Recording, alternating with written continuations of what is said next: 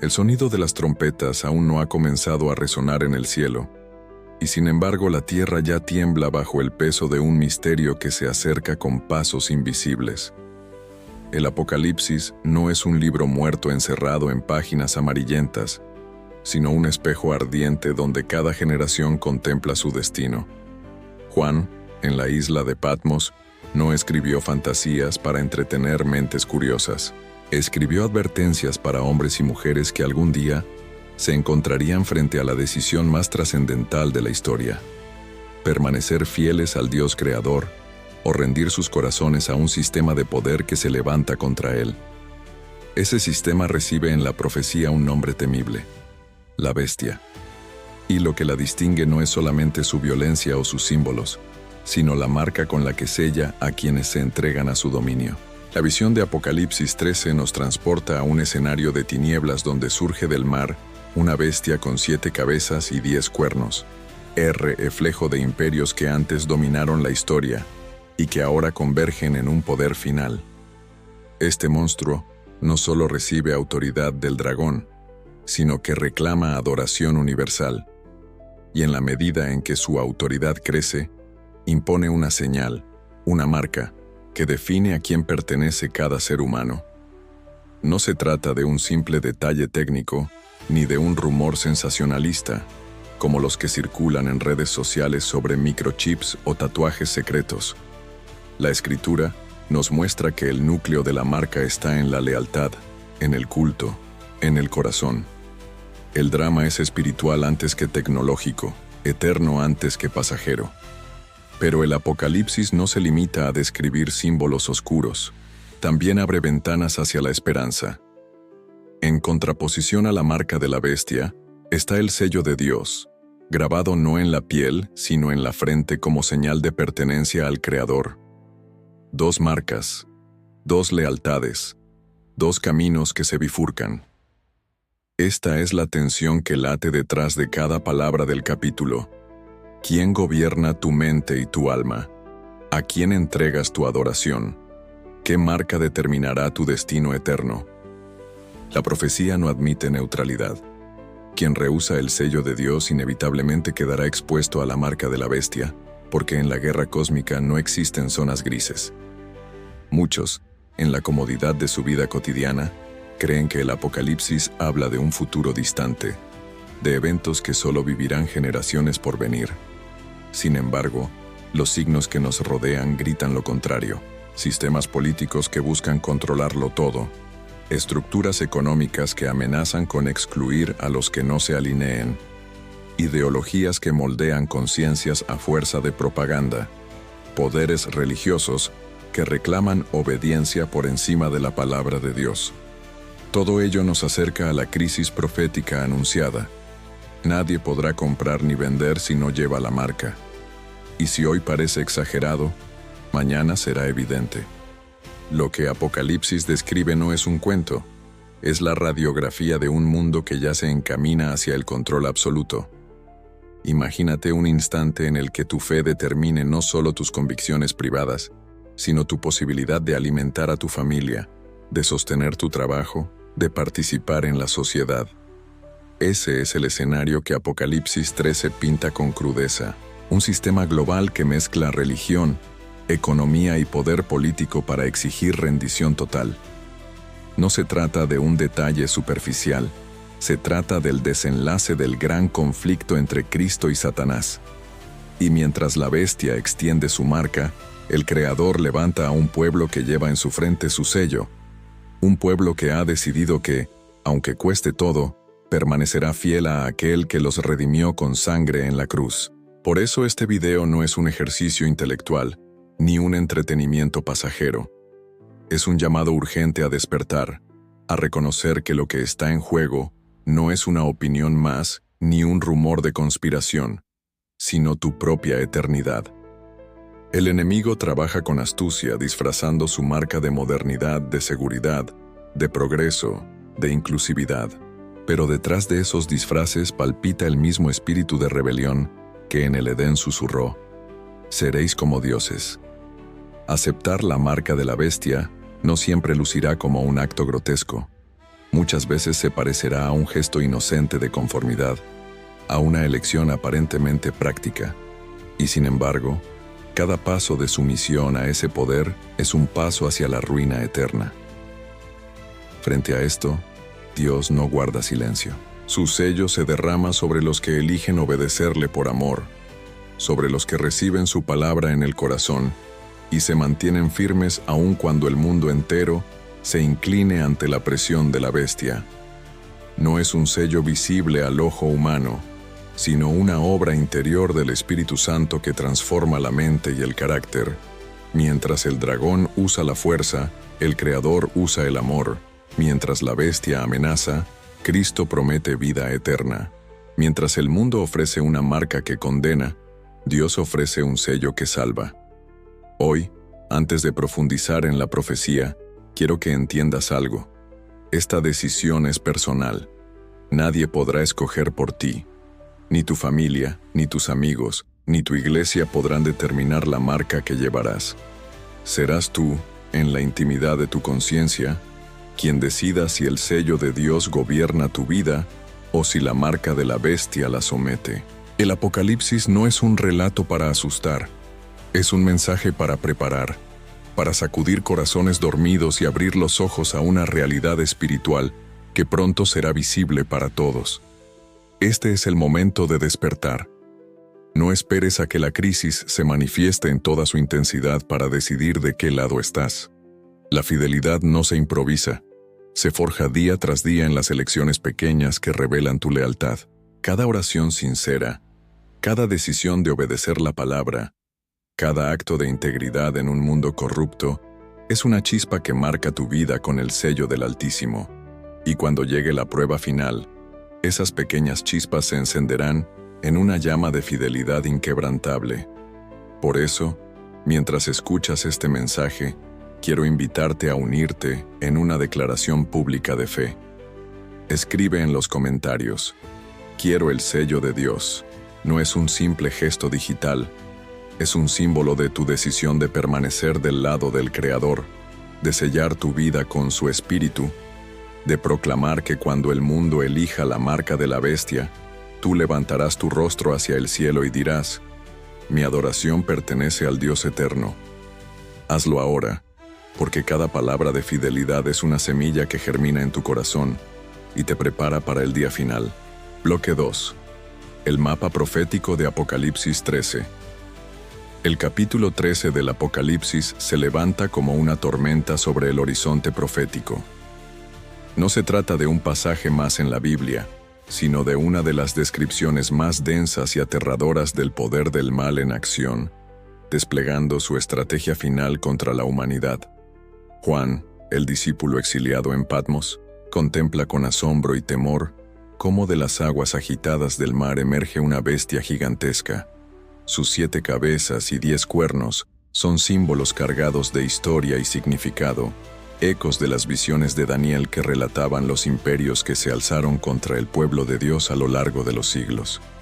Esta primera bestia representa un poder mundial que combina la ferocidad de los reinos pasados, hereda la autoridad del dragón, es decir, de Satanás mismo, y recibe la adoración de multitudes que se postran ante su aparente grandeza.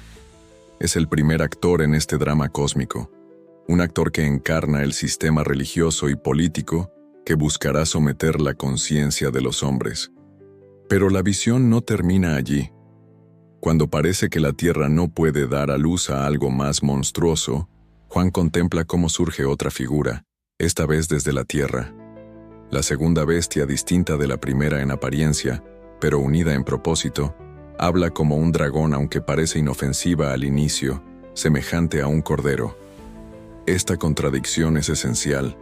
Exteriormente se presenta como pacífica, amable, incluso espiritual, pero en su interior guarda la voz del dragón. Aquí radica la astucia del enemigo. No siempre usa la violencia brutal para imponer su voluntad.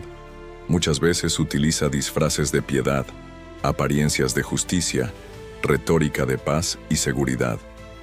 La segunda bestia ejerce toda la autoridad de la primera y la refuerza, organizando un sistema global en el que la religión se mezcla con la política y la coerción espiritual se reviste de leyes humanas. Esta unión blasfema prepara el escenario para la crisis final. En el centro de esta trama está la imposición de una imagen de la bestia. Juan describe cómo se anima esa imagen y cómo se ordena a los habitantes de la tierra adorarla. La imagen no es otra cosa que un reflejo deformado del verdadero culto a Dios, un sistema de adoración creado por los hombres, respaldado por poderes políticos y legitimado con señales milagrosas que buscan engañar incluso a los escogidos. El enemigo, incapaz de crear, solo imita. Por eso levanta una imagen, una copia falsa, que pretende reemplazar el culto verdadero.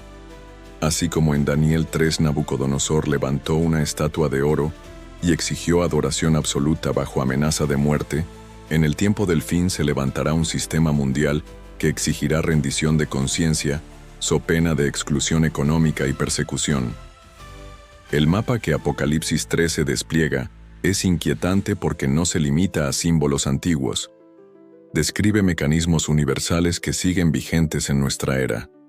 Propaganda masiva que dirige la opinión pública, milagros falsos que impresionan las emociones, leyes que restringen la libertad de conciencia, sanciones económicas que castigan la disidencia.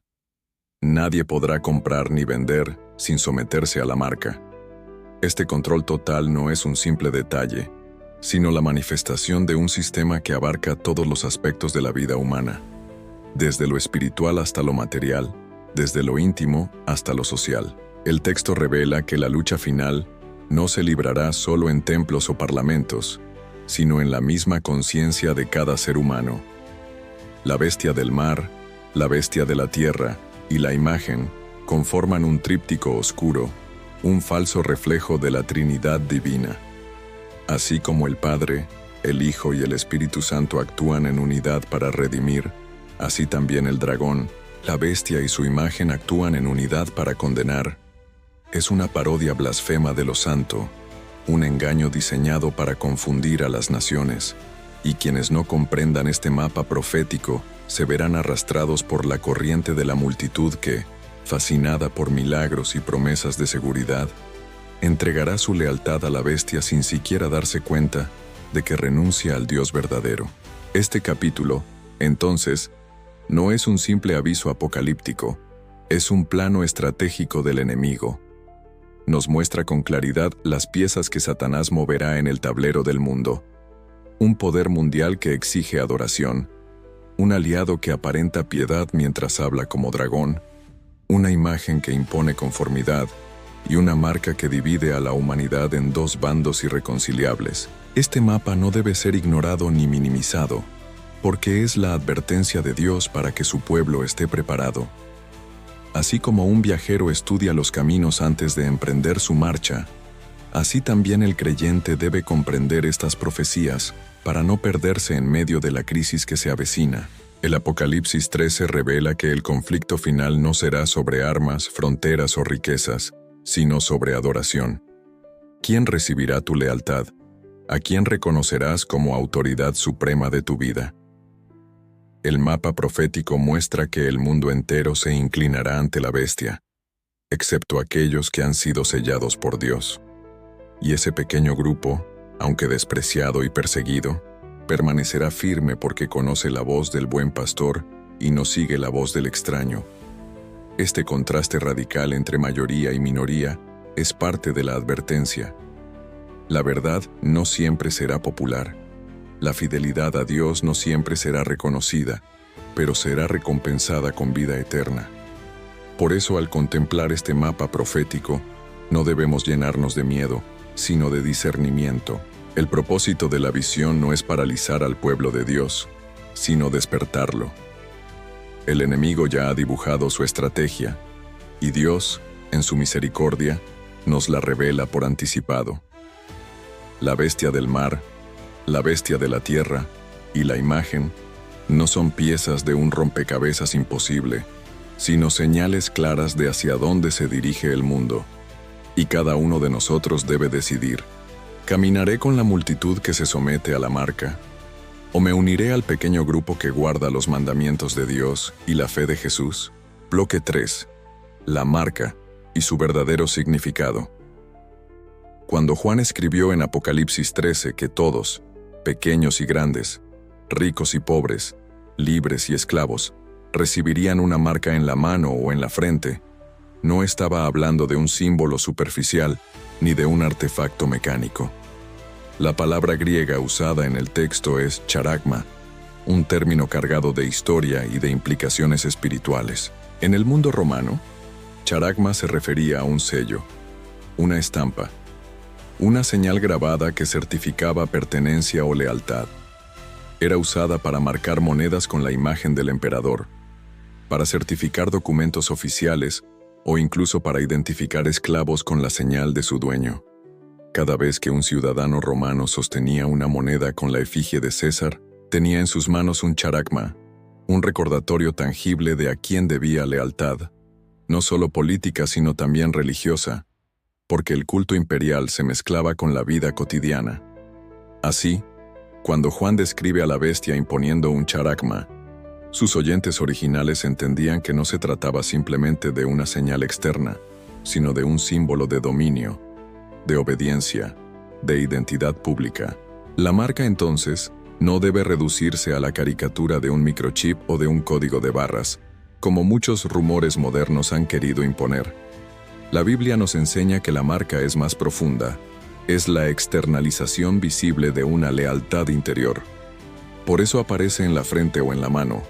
La frente, símbolo del pensamiento, de la mente, de la convicción. La mano, símbolo de las acciones, de la práctica cotidiana. La profecía nos muestra que habrá quienes se sometan por convicción, grabando en sus conciencias la obediencia al sistema de la bestia, y habrá quienes lo hagan solo por conveniencia, usando sus manos para conformarse, aunque sus corazones no estén persuadidos. En ambos casos, la marca los identifica como súbditos de ese poder rebelde contra Dios. Lo más aterrador de la marca es su alcance universal. El texto declara que todos los habitantes de la tierra, salvo los que llevan el sello de Dios, se verán forzados a aceptarla. Esto significa que la crisis final no será un asunto local, ni restringido a una nación o cultura. Será global, planetaria, abarcando a todas las clases sociales, a todos los pueblos y lenguas. Nadie quedará indiferente. El que no se incline ante el sistema será marginado, perseguido y finalmente sentenciado. Y aquí aparece la dimensión económica. Nadie podrá comprar ni vender sin la marca. La profecía señala que la lealtad espiritual se entrelazará con la supervivencia material. Lo que hoy parece un detalle teórico, mañana se transformará en el filtro que determine si una persona puede alimentar a sus hijos o sostener su vida diaria. El control de la economía será la herramienta con la que la bestia impondrá su dominio, y la marca será la llave que abra o cierre el acceso a los recursos básicos. Pero no nos equivoquemos. La marca no es solo una medida externa, es sobre todo una batalla por la adoración. El capítulo 13 repite una y otra vez la idea de adoración. El mundo adora a la bestia, adora a su imagen, se postra ante sus milagros. La marca es, en esencia, la inscripción de esa adoración en la vida de las personas. Quien la recibe está declarando públicamente: mi lealtad no está con el Creador, sino con este sistema humano que se alza en rebelión contra él. Es una declaración espiritual, aunque se exprese en acciones políticas, sociales o económicas. Y lo más trágico es que muchos aceptarán la marca no porque odien a Dios, sino porque no soportarán la presión de la multitud, el temor a perderlo todo, el miedo a ser diferentes. La marca se recibirá no solo en templos o tribunales, sino en cada decisión de conciencia que ceda a la conveniencia antes que a la fidelidad. Para comprender mejor, pensemos en los primeros cristianos bajo el Imperio Romano. Durante las persecuciones, muchos eran obligados a ofrecer incienso al César como un acto simbólico de lealtad. No era necesario convertirse en idólatra convencido. Bastaba un gesto pequeño, una pizca de incienso en el altar del emperador, para evitar la cárcel o la muerte. Ese gesto, aparentemente inocente, era en realidad una renuncia al Dios verdadero y una aceptación de la marca de obediencia al sistema. Así también en el tiempo del fin, muchos creerán que están haciendo concesiones menores para sobrevivir, pero esas pequeñas concesiones se transformarán en la inscripción de la marca en sus vidas. La profecía, sin embargo, no se queda en lo negativo. Frente a la marca de la bestia, Apocalipsis habla del sello de Dios. Aquí está el verdadero contraste. La marca es una señal de obediencia forzada, impuesta mediante coerción y miedo. El sello es una señal de amor, grabada por el Espíritu Santo en el corazón de quienes eligen servir a Dios. Mientras la marca se recibe bajo presión, el sello se recibe como fruto de una relación íntima con el Creador. Uno es símbolo de esclavitud, el otro de libertad. Uno ata al ser humano a un sistema condenado a la destrucción. El otro asegura la pertenencia al reino eterno. Esta tensión nos recuerda que la historia no es neutral. O llevamos la marca de la bestia, o llevamos el sello de Dios. No hay un tercer camino. Por eso, hablar de la marca es hablar del destino de cada alma. No es un detalle técnico para especular, ni un tema de curiosidad para alimentar debates estériles. Es una advertencia seria, un llamado urgente a decidir quién gobierna nuestra mente y nuestro corazón. La profecía nos empuja a mirar hacia adentro y preguntarnos, ¿qué marca estoy llevando hoy? Porque la marca de la bestia no aparecerá de la nada en el último día. Se está preparando ahora, en cada pequeña decisión de obediencia o de rebeldía, en cada compromiso con la verdad o con la mentira. El tiempo del fin no creará fidelidades nuevas, solo revelará las que ya hemos cultivado. Así, el charagma no es solo un símbolo del futuro. Es una realidad espiritual que comienza en el presente. Quien se conforma con este mundo, quien negocia su fe para ganar aceptación, quien calla la verdad para evitar incomodidades, ya está preparando espacio en su vida para esa marca. Y quien busca el rostro de Dios cada día, quien guarda sus mandamientos, quien se aferra a Cristo aún en la adversidad, está permitiendo que el Espíritu grabe en su frente el sello eterno. 2 marcas, 2 destinos, 2 caminos. El Apocalipsis los presenta para que nadie pueda decir que no fue advertido. Bloque 4. La imagen de la bestia y el eco de Daniel. Cuando Juan describe en Apocalipsis 13 que la segunda bestia ordena levantar una imagen de la primera y que todos deben adorarla, el eco inmediato resuena desde las páginas antiguas del libro de Daniel. Allí, en el capítulo 3, Nabucodonosor, el rey de Babilonia, levantó una estatua de oro deslumbrante, símbolo de su poder y de su pretensión de eternidad. Reunió a todos los gobernadores, príncipes y pueblos bajo su dominio, y al sonido de la música exigió que todos se postraran ante aquella imagen. Quien se negara sería arrojado al horno de fuego ardiente. La escena no era simplemente una ceremonia cultural, era un acto de lealtad religiosa y política, un test que definía a quién pertenecía la adoración. En esa llanura de Dura, el universo entero fue testigo de cómo una multitud se inclinaba y de cómo 3 jóvenes hebreos se mantenían firmes, dispuestos a enfrentar el fuego antes que traicionar al Dios del cielo. Esa historia no es un simple relato del pasado, es la profecía vivida, un anticipo de lo que Apocalipsis anuncia para el tiempo del fin. La imagen de la bestia no debe entenderse como una estatua literal, sino como un sistema religioso político que imita el poder de la primera bestia y busca imponer obediencia universal. La segunda bestia, aparentemente cordero pero que habla como dragón, da vida a esa imagen, organiza su adoración y la sostiene con señales milagrosas. El engaño aquí es más sofisticado que en la llanura de Dura. Ya no se trata solo de música y amenaza de fuego, sino de milagros falsos, prodigios que descienden del cielo, discursos persuasivos y estructuras legales que parecen proteger la paz y la unidad, pero que en realidad imponen una tiranía espiritual. Lo que en Daniel se manifestó en un rey arrogante y un horno ardiente, en Apocalipsis se manifiesta en un sistema global capaz de presionar a toda la humanidad.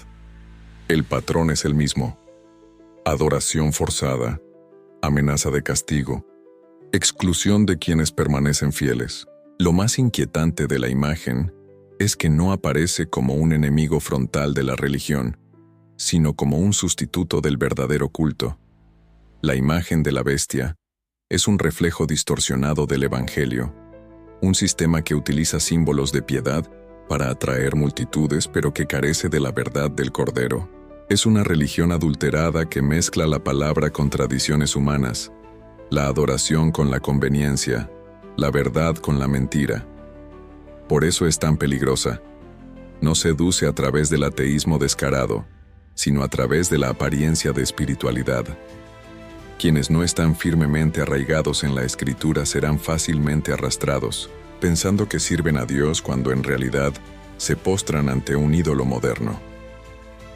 Daniel 3 nos enseña que la fidelidad se prueba en el momento de la presión colectiva. Cuando todos se inclinan, la tentación más grande es ceder solo una vez para evitar problemas. Nadie en aquella multitud hubiera notado si los 3 jóvenes hebreos hubieran simulado arrodillarse. Después de todo, era un simple gesto externo. Pero ellos entendieron que la adoración no se negocia, que cada acto cuenta, y que doblar las rodillas ante la estatua era equivalente a traicionar al Dios vivo. Así también en el tiempo del fin, cuando la imagen de la bestia exija lealtad, muchos justificarán pequeñas concesiones, alegando que Dios conoce el corazón, que es solo un gesto, que no vale la pena arriesgar la vida por un detalle. Sin embargo, la Escritura nos recuerda que el más mínimo acto de sumisión a esa imagen equivale a recibir la marca, y que la fidelidad verdadera se mide en los momentos en que la multitud presiona y la amenaza se cierne sobre nosotros. La conexión entre Daniel y Apocalipsis es más profunda de lo que parece. Ambos libros fueron escritos en contextos de opresión. Ambos presentan al pueblo de Dios en minoría. Ambos muestran que la adoración es el campo de batalla decisivo. En Daniel 3, los jóvenes hebreos fueron preservados del fuego porque se mantuvieron fieles. En Apocalipsis 13 y 14, el pueblo de Dios es preservado de la ira final porque guarda los mandamientos y la fe de Jesús. El horno ardiente se convierte en símbolo del tiempo de angustia. La estatua de oro, en símbolo de la imagen de la bestia. La multitud inclinada, en símbolo de un mundo engañado. Lo que ayer fue una llanura en Babilonia, mañana será un planeta entero sometido al culto forzado. El enemigo sabe que el corazón humano busca seguridad, aceptación y pertenencia. Por eso la imagen de la bestia se presentará como la solución a los problemas del mundo. Unidad religiosa para acabar con la violencia. Armonía espiritual para resolver la crisis. Un liderazgo global para traer paz. Y quienes no disciernan la voz del dragón detrás de esa apariencia de cordero, caerán en la trampa. La presión no será solo externa, será también emocional. ¿Cómo te atreves a desobedecer cuando el mundo entero busca la paz?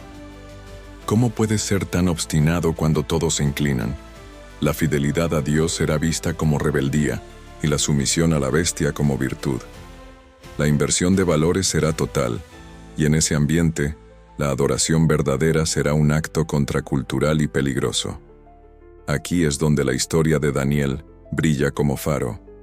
Los 3 jóvenes no negociaron su fe, aunque sabían que el precio sería el fuego, y Dios, en su fidelidad, se manifestó en medio del horno, caminando junto a ellos, transformando la amenaza en testimonio.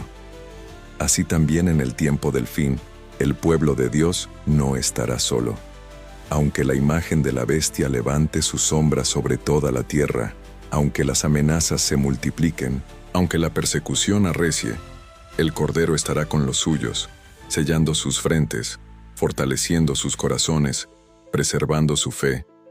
El horno de fuego final no destruirá a los fieles, sino que revelará al mundo entero quiénes son realmente los hijos de Dios.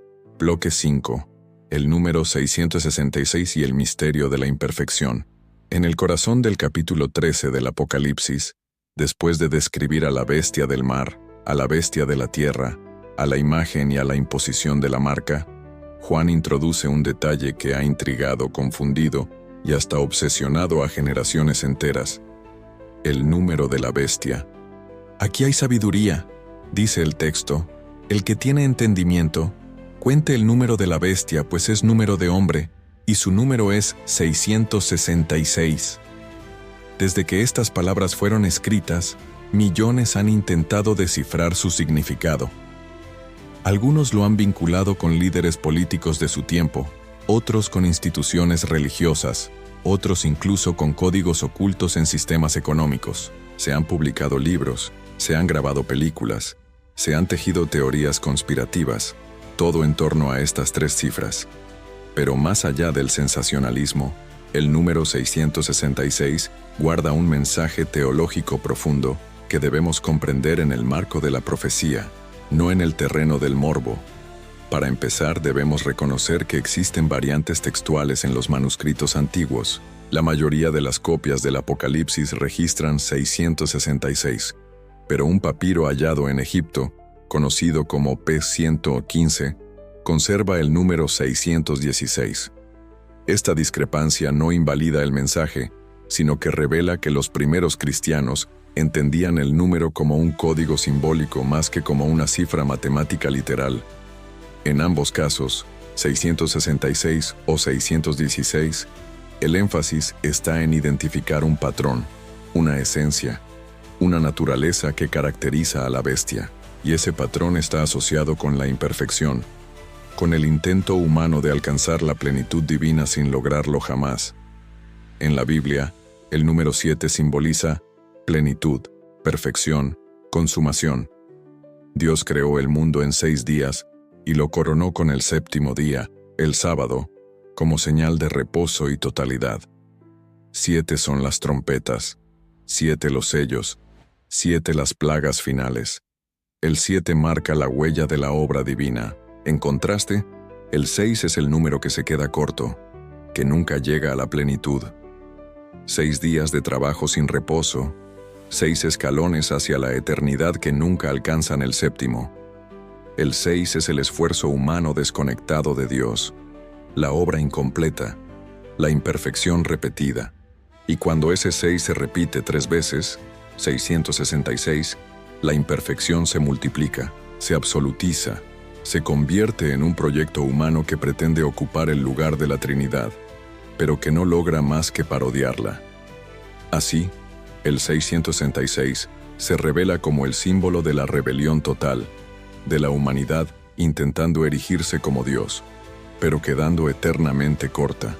Muchos han querido aplicar el 666 a nombres específicos usando cálculos de gematría, una práctica común en tiempos antiguos, donde cada letra correspondía a un número. De allí que algunos identificaran al número con Nerón César, traducido al hebreo y sumado letra por letra. En esa lectura, 616 correspondería a una variante latina del mismo nombre. Estas interpretaciones pueden tener valor histórico, porque los cristianos del primer siglo vivían bajo la persecución de Roma y veían en sus emperadores la encarnación de la arrogancia bestial. Pero limitar el número únicamente a Nerón sería empobrecer la visión profética.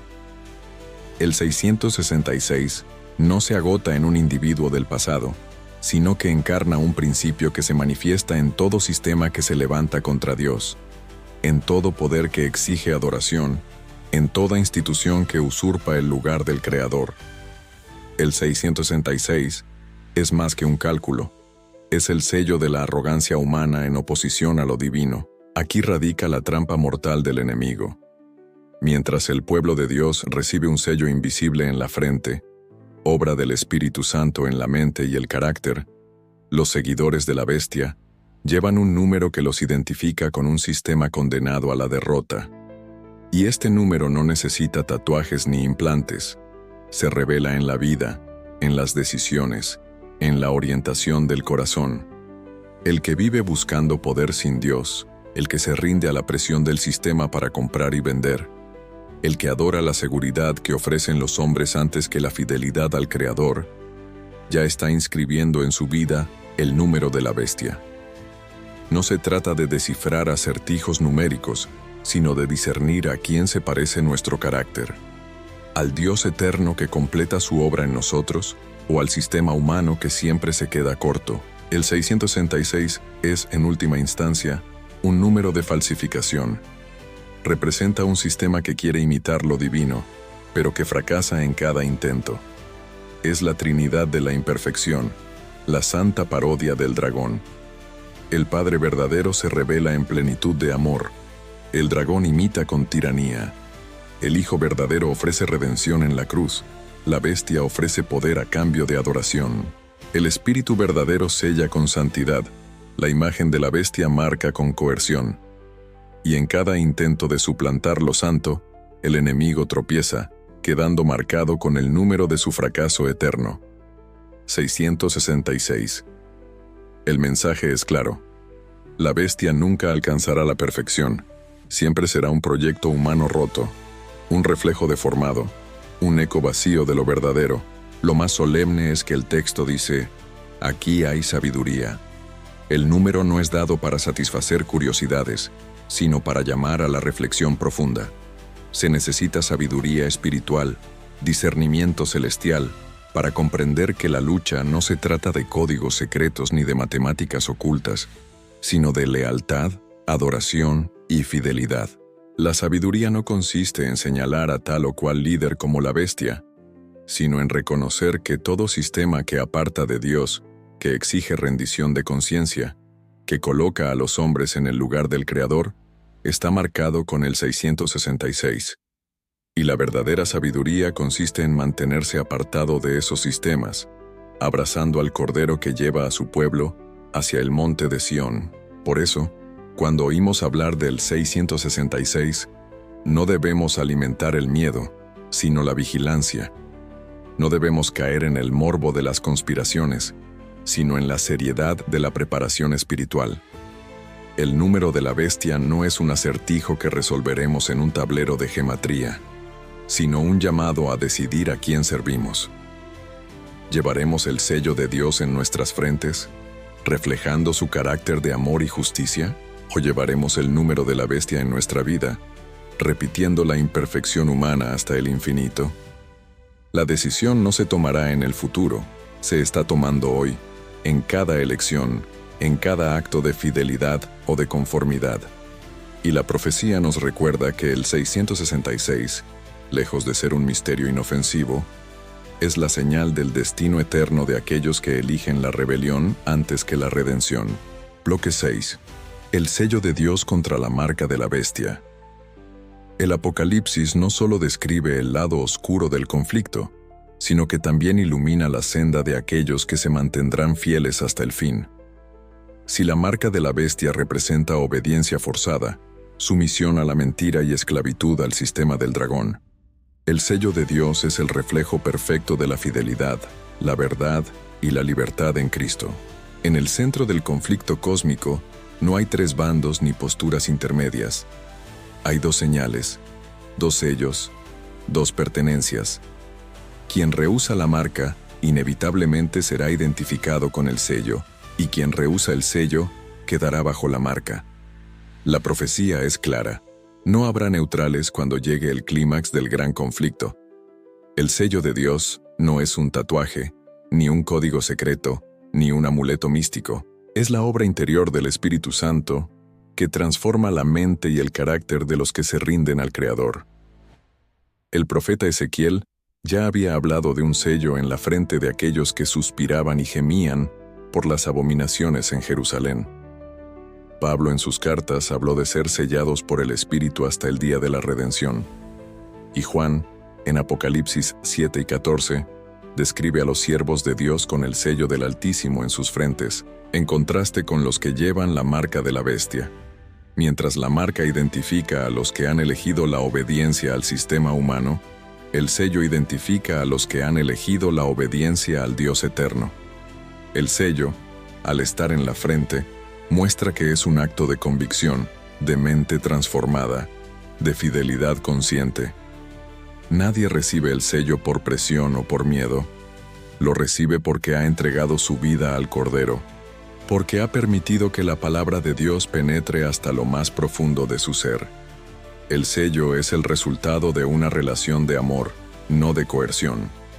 Es el símbolo de que Dios escribe su ley en los corazones, de que su espíritu gobierna los pensamientos y las decisiones. Así como en el Antiguo Testamento, los pactos se confirmaban con señales visibles que recordaban la pertenencia a Dios, en el tiempo del fin, el sello será la marca invisible pero real de quienes permanecen fieles, aun frente a la presión universal de la bestia. Este contraste es radical. La marca se recibe bajo amenaza de exclusión económica, persecución y muerte. El sello se recibe como un regalo de gracia, ofrecido gratuitamente a quienes confían en el Cordero. La marca revela un sistema de miedo. El sello revela un reino de amor. La marca encadena. El sello libera. La marca condena. El sello asegura la vida eterna. Dos señales, dos destinos, dos eternidades.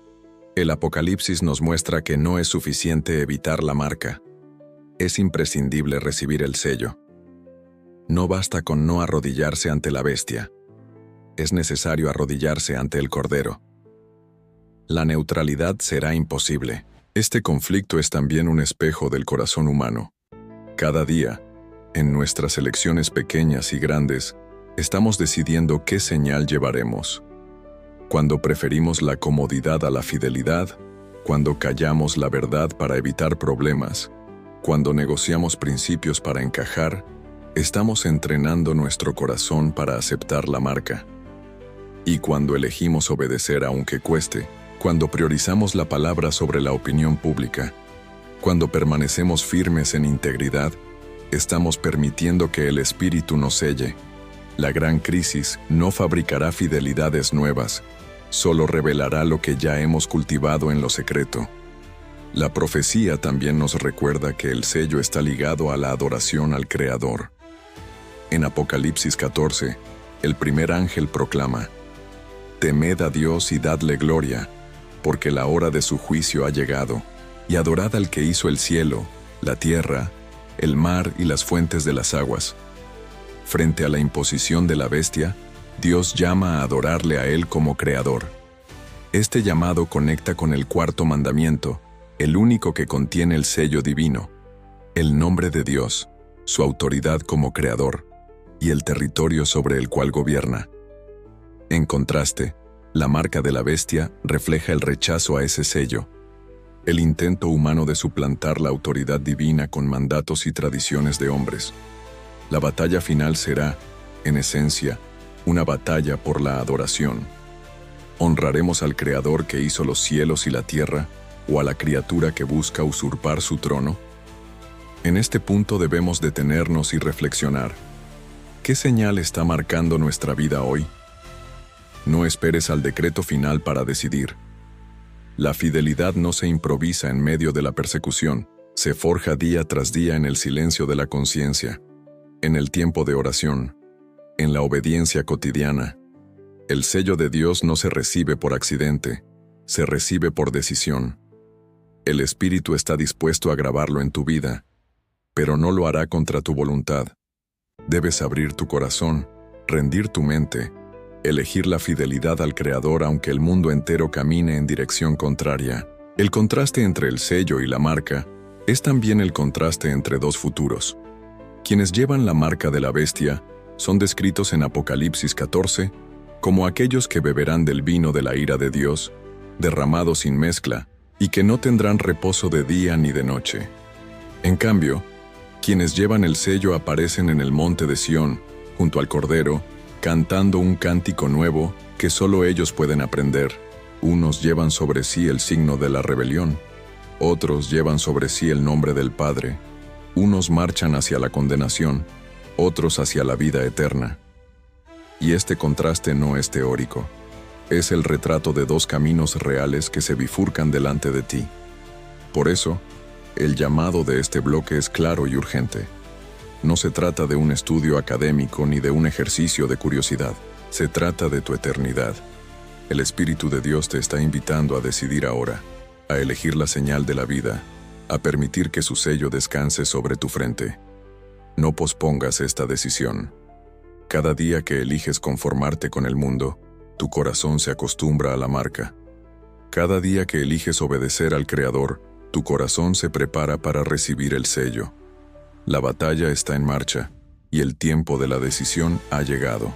Si este mensaje ha tocado tu corazón, y quieres declarar públicamente tu decisión de permanecer fiel, escribe en los comentarios: elijo el sello de Dios. Este acto sencillo es una proclamación de tu fe, un testimonio que fortalece tu compromiso y que inspira a otros a tomar la misma decisión. No se trata de palabras vacías en una pantalla, sino de un reflejo de lo que el Espíritu está grabando en tu interior. Escríbelo ahora. Comparte este video con alguien que necesita escuchar esta verdad. Y suscríbete para seguir recibiendo advertencias proféticas que te prepararán para la crisis final. El tiempo de decidir es hoy. Bloque 7. Economía, control y conciencia. Entre los detalles más inquietantes del capítulo 13 del Apocalipsis se encuentra esta frase lapidaria: y hacía que a todos, pequeños y grandes, ricos y pobres, libres y esclavos, se les pusiese una marca en la mano derecha o en la frente, y que ninguno pudiese comprar ni vender, sino el que tuviese la marca, o el nombre de la bestia, o el número de su nombre. Con estas palabras, Juan revela un aspecto aterrador de la estrategia final del enemigo: la economía como instrumento de coerción espiritual. No bastará con presionar mediante milagros falsos o amenazas políticas. El control del acceso a los bienes básicos, al alimento, al sustento diario, será el arma más eficaz para doblegar conciencias.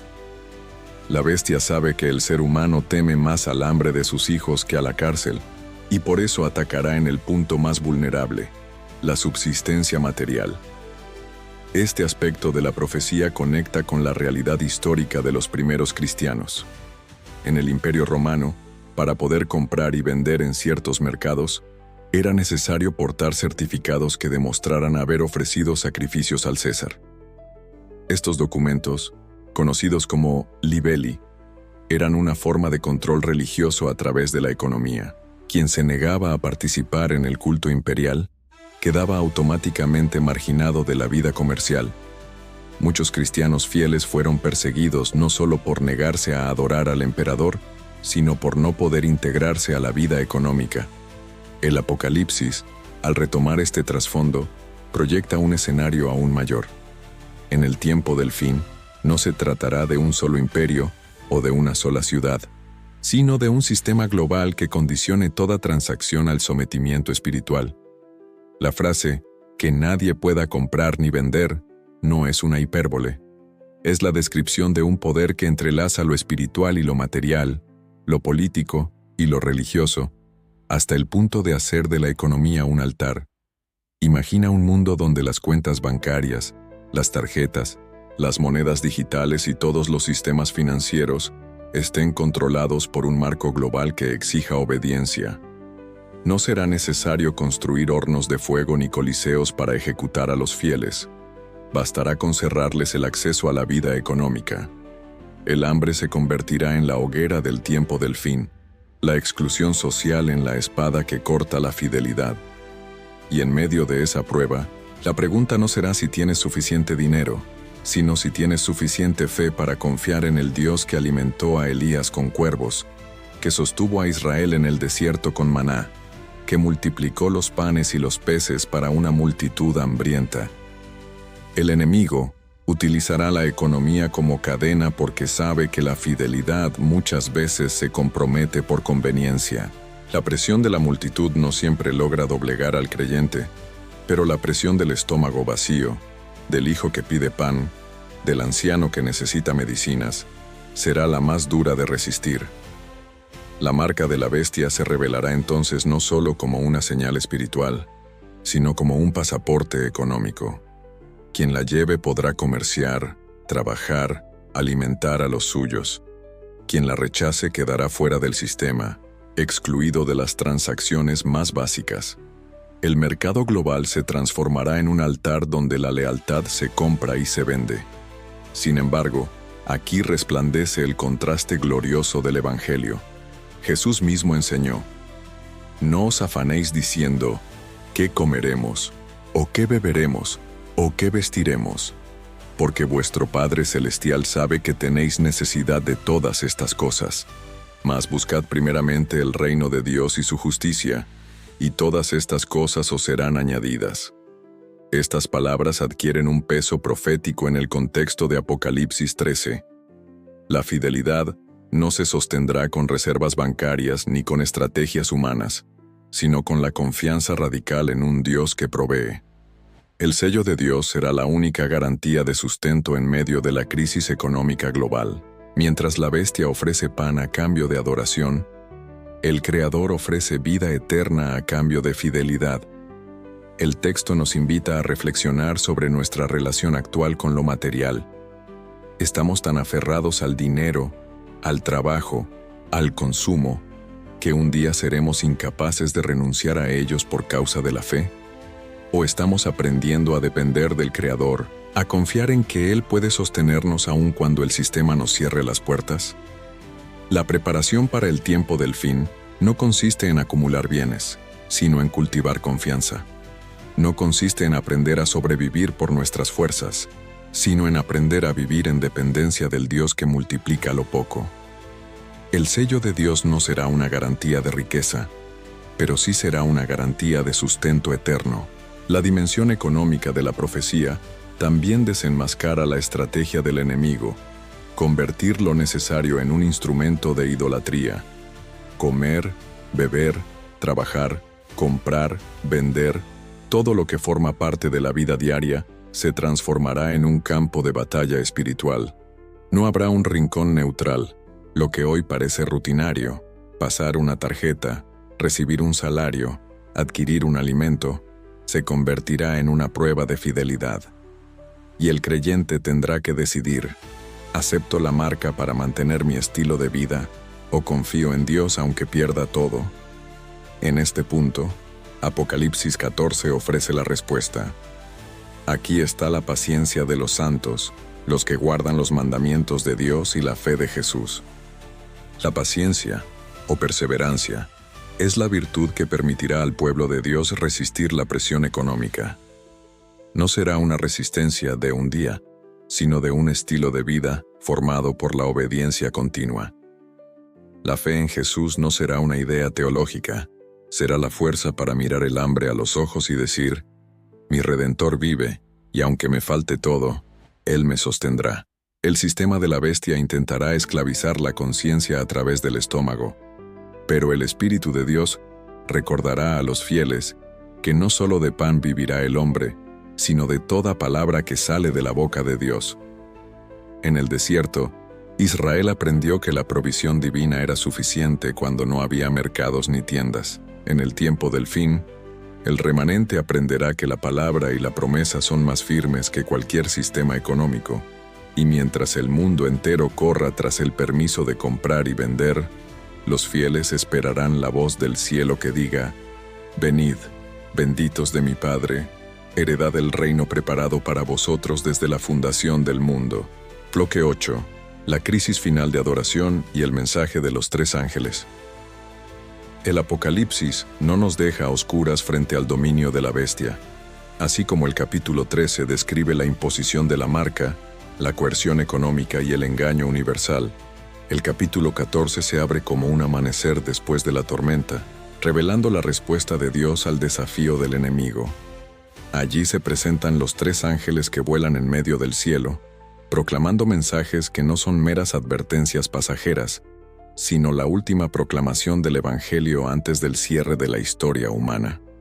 Estos tres mensajes dividen para siempre a la humanidad en dos grupos: los que adoran al Creador y llevan su sello, y los que se inclinan ante la bestia y reciben su marca. La crisis final, en su esencia más pura, es una crisis de adoración.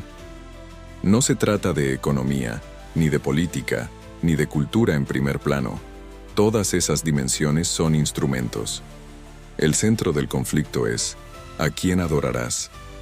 El primer ángel proclama con voz potente: temed a Dios y dadle gloria, porque la hora de su juicio ha llegado, y adorad al que hizo el cielo, la tierra, el mar y las fuentes de las aguas. Este mensaje no es una invitación abstracta, Es un grito urgente en medio del clamor de un mundo engañado. Mientras la bestia exige adoración a su imagen, el primer ángel señala hacia el Creador. La humanidad está frente a una encrucijada: rendir culto al sistema que ofrece pan y seguridad, o rendir culto al Dios que creó todas las cosas. El texto nos recuerda que la verdadera adoración está vinculada con la creación, con reconocer a Dios como autor de la vida, y en ese reconocimiento está también el sello de su autoridad, expresado en el día de reposo que señala su poder creador. La batalla no es solo sobre un ritual, sino sobre el fundamento mismo de la lealtad. ¿Reconocerás al Creador o a la criatura? El segundo ángel declara: ha caído Babilonia, la gran ciudad, porque ha hecho beber a todas las naciones del vino del furor de su fornicación. Aquí se nos revela que el sistema religioso-político que sostiene a la bestia está destinado a la ruina. Babilonia, símbolo de confusión espiritual, mezcla verdad con error, tradición con mandamiento humano, piedad aparente con idolatría disfrazada. Y ese sistema no solo engaña a individuos, sino que embriaga a naciones enteras, ofreciendo una copa dorada llena de vino envenenado. El mensaje del segundo ángel es un anuncio de juicio contra el sistema corrupto que pretende suplantar al Creador. En el tiempo del fin, no habrá neutralidad. Quien se aferre a Babilonia compartirá su caída. El tercer ángel, el más solemne de los tres, levanta la voz con una advertencia estremecedora.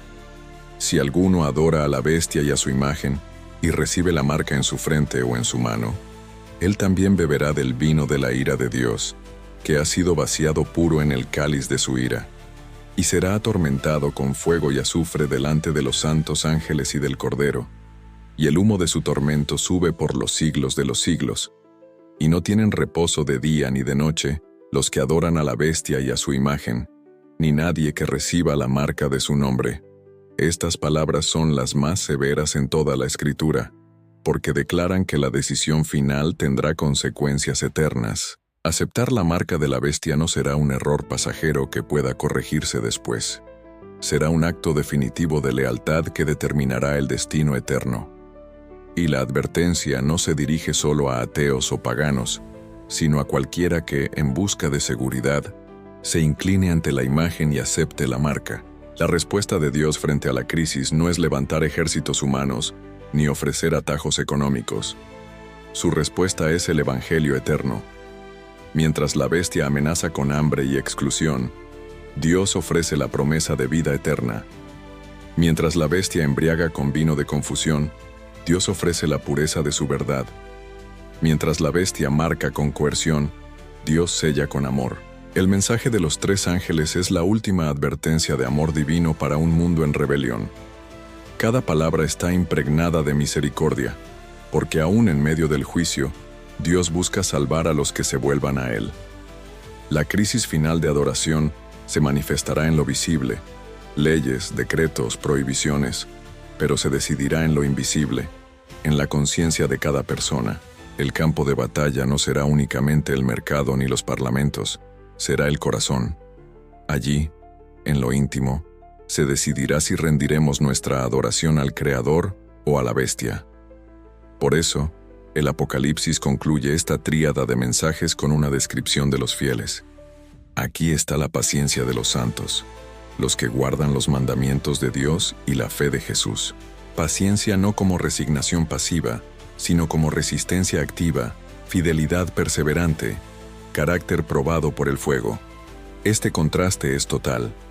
Mientras los que llevan la marca no tienen reposo ni de día ni de noche, los que llevan el sello descansan en la esperanza del Cordero. Unos beben del vino de Babilonia, otros beben del manantial de vida eterna. Unos son marcados por la bestia, otros son sellados por el Espíritu. Y el mensaje de los tres ángeles resuena como una línea divisoria en la historia humana. Después de ellos, no habrá excusa. Cada persona habrá escuchado la advertencia y habrá decidido a quién adorar.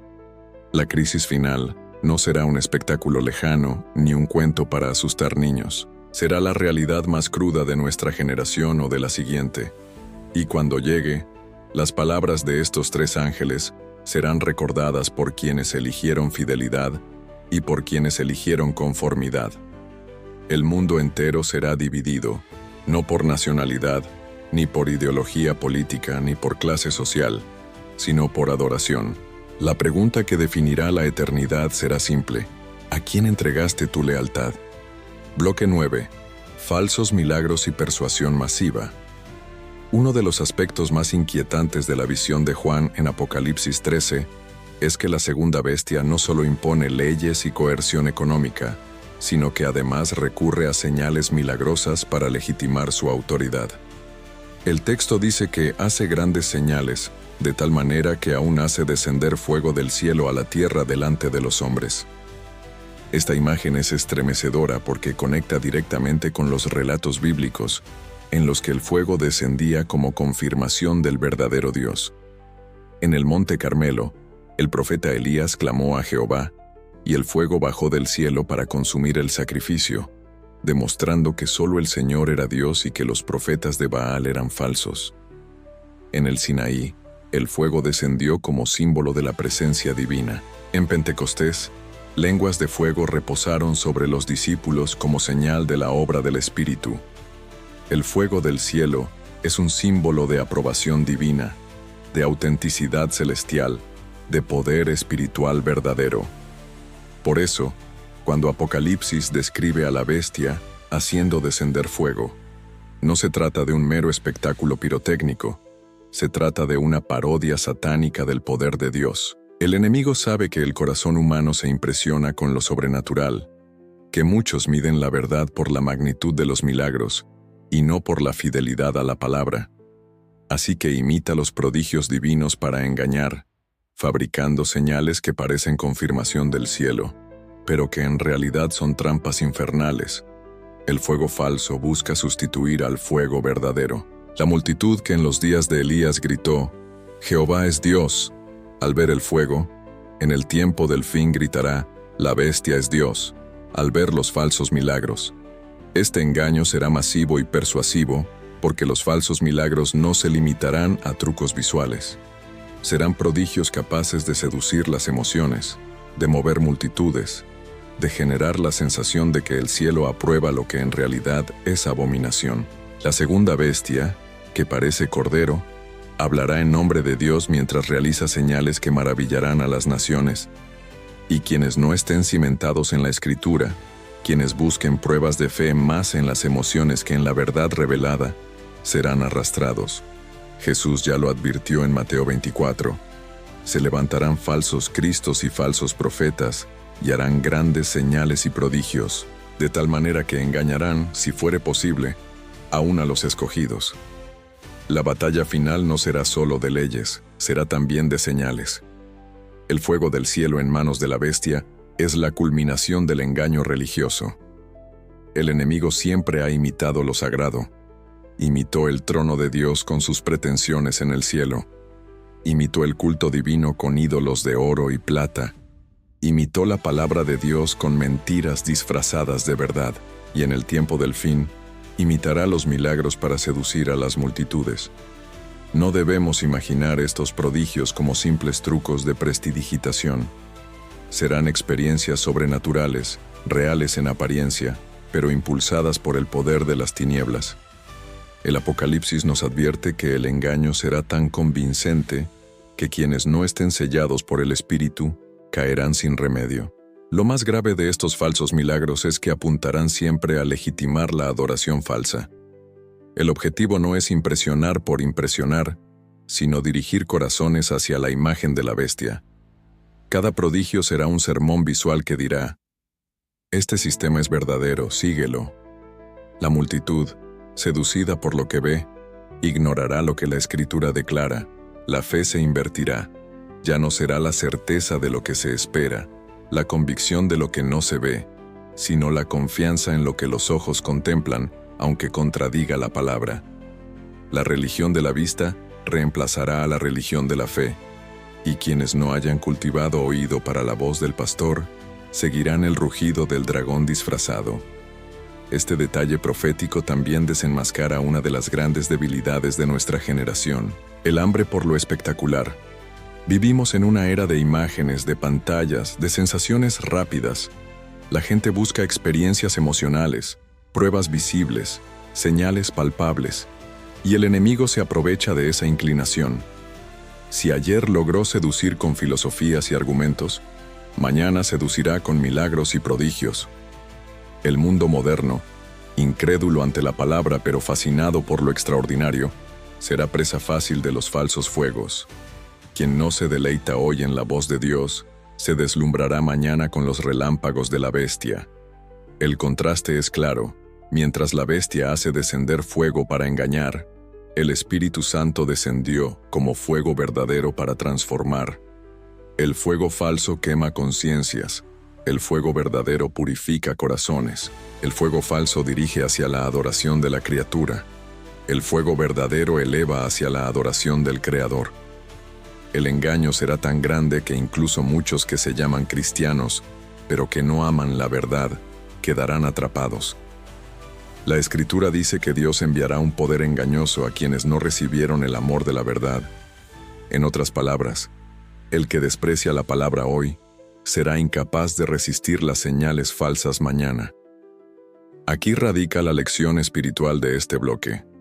No debemos evaluar la verdad por los milagros, sino los milagros por la verdad.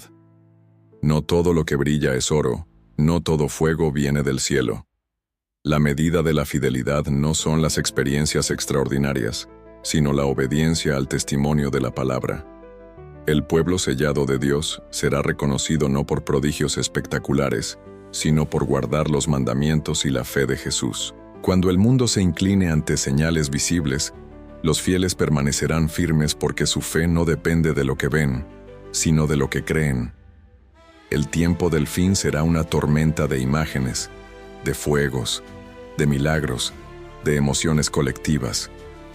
Multitudes se unirán convencidas de que el cielo aprueba lo que en realidad es rebelión. Las redes, los medios, los púlpitos falsos, todos amplificarán la voz del dragón disfrazado, y quienes no estén preparados serán arrastrados por la corriente.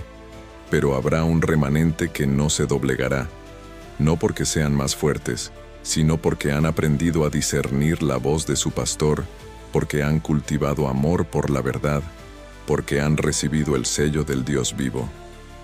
Ellos reconocerán que el fuego que desciende no es el de Carmelo ni el de Pentecostés, sino el fuego engañoso de la bestia.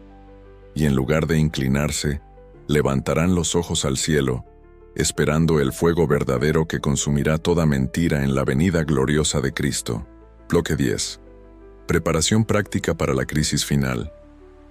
La profecía no fue dada para sembrar miedo, sino para preparar corazones. Apocalipsis 13 y 14 nos muestran con crudeza el escenario del tiempo del fin, pero no lo hacen para paralizarnos, sino para despertarnos. La pregunta esencial es, ¿cómo podrá un pueblo resistir cuando la bestia controle la economía, cuando los falsos milagros deslumbren al mundo, cuando la amenaza de muerte se cierna sobre los fieles? La respuesta no se encuentra en la fuerza humana, ni en estrategias de supervivencia, ni en planes secretos de escape. La preparación verdadera se forja ahora, en la vida práctica, en lo cotidiano, en lo invisible. Es en el silencio de la oración, en la obediencia diaria, en la fidelidad en lo poco, donde se construye la fortaleza que sostendrá a los santos en la hora de la prueba. La primera dimensión de esta preparación es la palabra de Dios. Jesús mismo, en el desierto de la tentación, resistió al enemigo no con argumentos filosóficos, ni con milagros espectaculares, sino con un «escrito está». Cada tentación fue derrotada con la Escritura. Si el Hijo de Dios venció con la palabra, ¿cómo pretendemos vencer nosotros sin ella? El remanente que resista a la bestia será un pueblo empapado de Biblia, que la habrá guardado en su corazón hasta que sea más real que el pan de cada día. La fidelidad en el tiempo del fin no será fruto de memorizar doctrinas de última hora, sino de haber vivido en comunión constante con la verdad revelada. Cada versículo atesorado hoy será un arma en la batalla espiritual de mañana. La segunda dimensión es la oración. no la oración superficial de palabras repetidas, sino la comunión profunda que fortalece el carácter y moldea la voluntad. En Getsemaní, Jesús pidió a sus discípulos que velaran y oraran para no caer en tentación. Ellos durmieron, y cuando llegó la prueba, huyeron. La lección es clara: quien duerme en el tiempo de preparación caerá en el tiempo de crisis. La oración diaria, perseverante, sincera, es el oxígeno del alma. Es allí donde aprendemos a depender de Dios, donde recibimos fuerzas que no son nuestras, donde el Espíritu sella nuestra frente con convicciones firmes. La preparación para enfrentar la marca de la bestia no se hará en discursos públicos, sino en rodillas dobladas en secreto. La tercera dimensión es la integridad en lo cotidiano. Muchos sueñan con ser fieles en la gran crisis, pero hoy negocian su fe en lo pequeño. Engañan en lo económico, ceden en lo moral, callan la verdad por miedo a la burla, se conforman con el mundo en asuntos aparentemente inofensivos. Pero el carácter no se improvisa. Quien hoy es infiel en lo pequeño, mañana será infiel en lo grande. Quien hoy es íntegro cuando nadie lo ve, mañana será íntegro cuando el mundo entero lo observe. La preparación práctica consiste en vivir cada día como si ya estuviéramos bajo la mirada del juicio divino, sabiendo que nada escapa de los ojos del Cordero. La fidelidad se forja en lo secreto y se manifiesta en lo público. La cuarta dimensión es la confianza radical en la providencia divina. El Apocalipsis anuncia que los fieles serán privados de comprar y vender, y esto significa que su sustento dependerá directamente de Dios. No se trata de acumular bienes ni de construir refugios secretos, sino de cultivar una fe que pueda mirar el hambre a los ojos y seguir confiando en el Creador. Así como Elías fue alimentado por cuervos, así como el pueblo de Israel recibió maná en el desierto, así como Jesús multiplicó panes y peces, así también Dios proveerá a su pueblo en la crisis final. Pero esa confianza no nace de la nada, se cultiva en cada experiencia en la que elegimos depender de Él ahora. La preparación no es un plan de supervivencia físico, sino un entrenamiento espiritual de confianza absoluta. La sexta dimensión es la discernir entre lo verdadero y lo falso. Los falsos milagros y señales descritos en Apocalipsis 13 solo podrán ser desenmascarados por quienes conozcan la diferencia entre el fuego verdadero y el fuego falso. Esto exige una vida de discernimiento espiritual, un oído entrenado para la voz del pastor. El enemigo usará Biblia torcida, prodigios espectaculares, argumentos lógicos. Solo quien haya aprendido a distinguir la verdad en medio de la confusión podrá resistir. Prepararse significa no dejarse arrastrar por cada viento de doctrina, sino permanecer firmes en el fundamento de la palabra. Finalmente, la preparación práctica exige decidir ahora. No esperes a que el decreto final sea proclamado para escoger de qué lado estarás. Cada decisión presente es un ensayo del futuro. Cada vez que eliges obedecer, entrenas tu corazón para la fidelidad.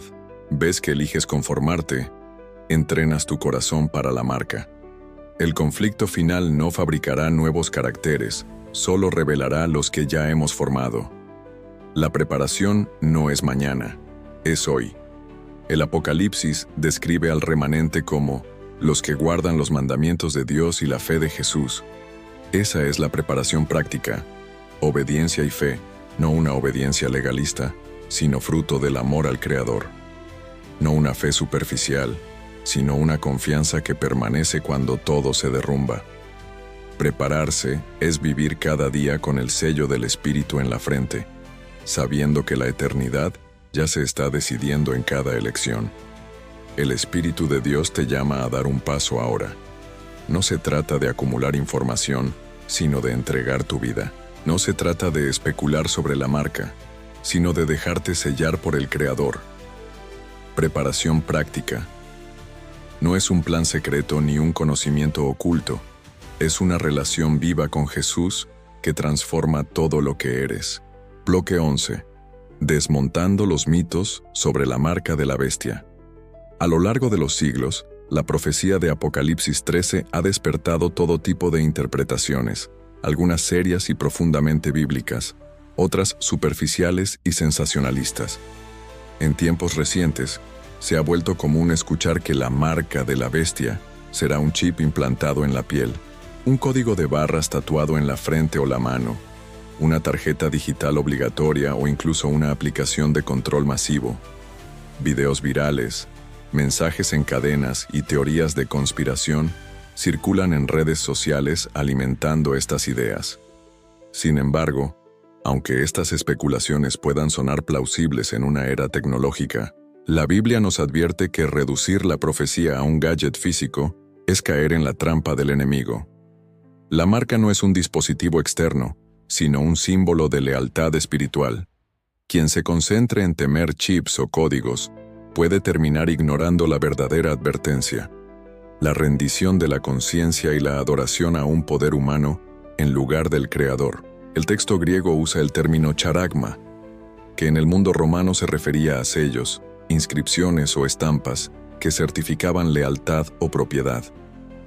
Era el sello en las monedas con la imagen del emperador, la marca en documentos oficiales, la señal grabada en los esclavos para identificarlos. Nadie en el primer siglo habría pensado en microchips o códigos láser. Ellos entendían que la marca implicaba identidad, obediencia, sumisión. Juan, inspirado por el Espíritu, tomó ese término para mostrar que en el tiempo del fin, la humanidad entera sería dividida por su lealtad, los que aceptan el charagma de la bestia y los que reciben el sello del Dios vivo. La marca no está en primer lugar en la piel, está en la mente y en la conducta. Frente, convicción; mano, acciones. Por eso, aunque el sistema de control pueda usar medios tecnológicos, el núcleo del conflicto no será una máquina, sino el corazón humano. Los mitos populares, al enfocar la atención en el cómo externo, distraen de lo esencial, el quién y el a quién. La batalla del fin no se centra en un objeto, sino en un trono. No se trata de temer un chip obligatorio, sino de discernir a quién adoras. El enemigo es experto en desviar miradas. Mientras el mundo discute teorías de conspiración, el verdadero engaño avanza en silencio, preparando conciencias para conformarse con sistemas humanos, en lugar de obedecer la palabra de Dios. Quien teme un tatuaje en la piel, pero cada día negocia su fe por comodidad, ya se está marcando espiritualmente. Quien rehúye un chip, pero se somete al sistema del mundo sin resistencia, ya ha inscrito la marca en su vida. El peligro mayor no es un objeto físico, sino una rendición espiritual. El mismo Jesús advirtió que en el tiempo final, el engaño sería tan sofisticado que engañaría, si fuera posible, a los escogidos. Eso significa que la marca no se presentará como algo obvio y grotesco, sino como algo aparentemente razonable, incluso bueno.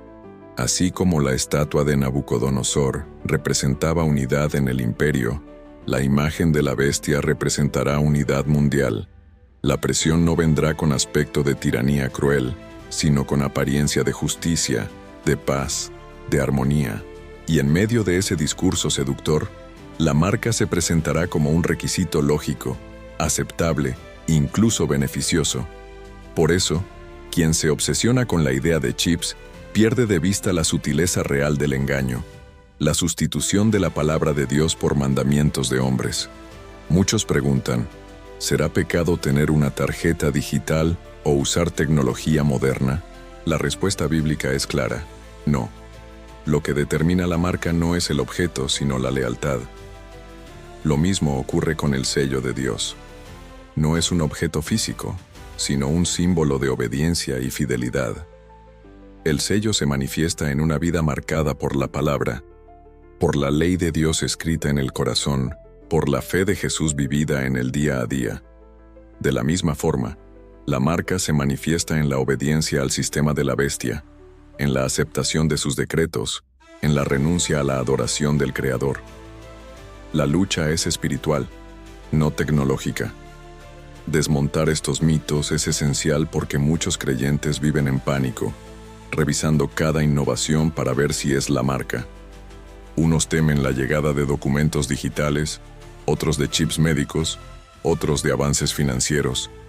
Y mientras se distraen con especulaciones, dejan de prepararse en lo verdaderamente importante: cultivar una fe inquebrantable, una obediencia absoluta, una relación viva con Cristo.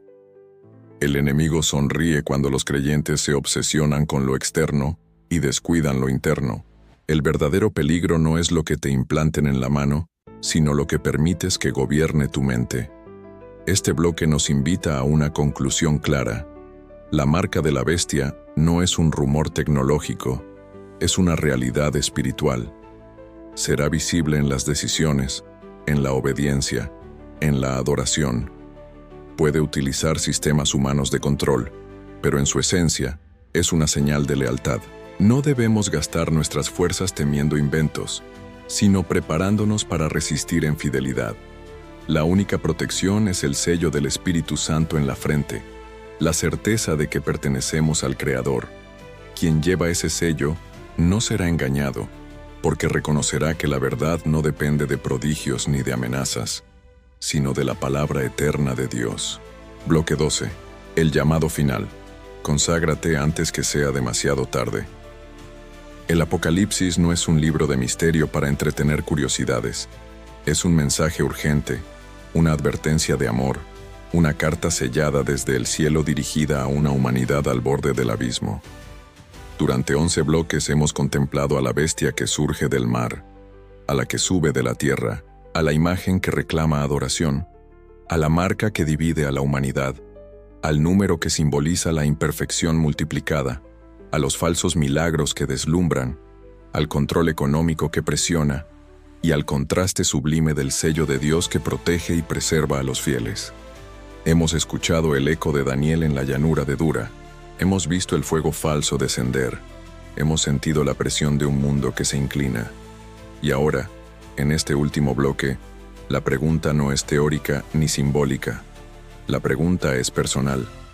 ¿De qué lado estarás cuando la crisis estalle sobre el planeta? El tiempo de decidir no está en el futuro, está en este preciso instante. No habrá neutralidad en el conflicto final. Quien no esté sellado por Dios llevará la marca de la bestia, aunque crea que solo se está adaptando para sobrevivir. Quien no adore al Creador terminará adorando a la criatura, aunque piense que solo busca paz y seguridad. No habrá grises. La batalla entre la marca y el sello será la batalla definitiva entre la vida y la muerte, entre la fidelidad y la rebelión, entre la eternidad con Cristo y la condenación con el dragón. El Apocalipsis describe con claridad el destino de ambos grupos. Unos beberán del vino de la ira de Dios y no tendrán reposo ni de día ni de noche. Otros estarán de pie junto al Cordero en el monte de Sión, cantando un cántico nuevo que nadie más puede entonar. ¿En cuál coro quieres estar? Muchos esperan ver señales visibles para tomar en serio la advertencia. Dicen, cuando llegue el decreto, entonces me prepararé. Cuando vea los milagros falsos, entonces buscaré a Dios. Pero el tiempo de preparación es hoy. El carácter no se improvisa en medio de la persecución. Se forja en lo secreto de la conciencia cada día. El sello de Dios no se recibe en un momento de pánico, se recibe en una vida de obediencia y entrega. La fidelidad no se construye en un instante de crisis, se cultiva en años de dependencia del Espíritu. Por eso el cielo clama: si oís hoy su voz, no endurezcáis vuestros corazones. Mañana puede ser tarde. Este llamado es profundo porque apela a lo más íntimo de tu ser. No se trata de temer al futuro, se trata de elegir la vida. No se trata de obsesionarse con chips o conspiraciones. Se trata de rendir tu mente y tu corazón al Dios que te creó, que te redimió en la cruz, que está dispuesto a sellarte con su espíritu. El sello de Dios no es un secreto para unos pocos iniciados, es una promesa para todo aquel que elija la fidelidad. Pero esa fidelidad implica decisión, implica pararse firme cuando la multitud se incline, implica renunciar a la comodidad por amor a la verdad, implica estar dispuesto a perderlo todo en la tierra para ganarlo todo en el cielo. La escena final del Apocalipsis muestra a un pueblo de pie, victorioso, cantando el cántico de Moisés y del Cordero, porque han vencido a la bestia, a su imagen, a su marca y al número de su nombre. Esa victoria no será fruto de fuerzas humanas, será el resultado del poder del Espíritu en corazones que eligieron ser fieles. Tú puedes estar entre ellos. Tú puedes ser parte de ese remanente que no se doblega, que no se deja seducir por los milagros falsos, que no se rinde ante la presión económica, que no se deja marcar por el sistema del dragón. Tú puedes llevar el sello del Dios vivo en tu frente. La decisión es tuya, y el tiempo es ahora. Hoy el cielo abre delante de ti dos caminos. Uno lleva a la marca de la bestia, al vino de la ira, al tormento eterno. El otro lleva al sello de Dios, al cántico nuevo, a la vida eterna en la presencia del Cordero. Nadie puede caminar por ti. Nadie puede elegir en tu lugar. El Espíritu Santo te llama con urgencia, con ternura y con poder. Escoge hoy a quién servirás. No pospongas la decisión. No permitas que el ruido del mundo apague la voz de Dios. No dejes que la comodidad de lo cotidiano adormezca tu conciencia. Este es el momento de consagrarte, de entregar tu vida, de decir con voz clara, elijo el sello de Dios. Y cuando esa decisión se convierte en confesión pública, el enemigo tiembla. Cada comentario escrito, cada palabra compartida, cada suscripción consciente, es un testimonio de que el remanente está despertando, de que el pueblo del Cordero se está levantando. Por eso, en este cierre solemne, quiero invitarte no solo a reflexionar, sino a actuar. CTA final. Escribe en los comentarios: elijo el sello de Dios. Decláralo públicamente. Comparte este mensaje con alguien que amas, porque su eternidad también está en juego. Suscríbete al canal para seguir recibiendo advertencias proféticas que te fortalezcan en la fe. Y sobre todo, conságrate ahora, en este instante, en oración sincera, entregando tu vida al Cordero que venció y que pronto volverá. El tiempo se agota. La marca de la bestia ya se prepara. El sello de Dios ya está disponible. No esperes más. Elige la fidelidad eterna.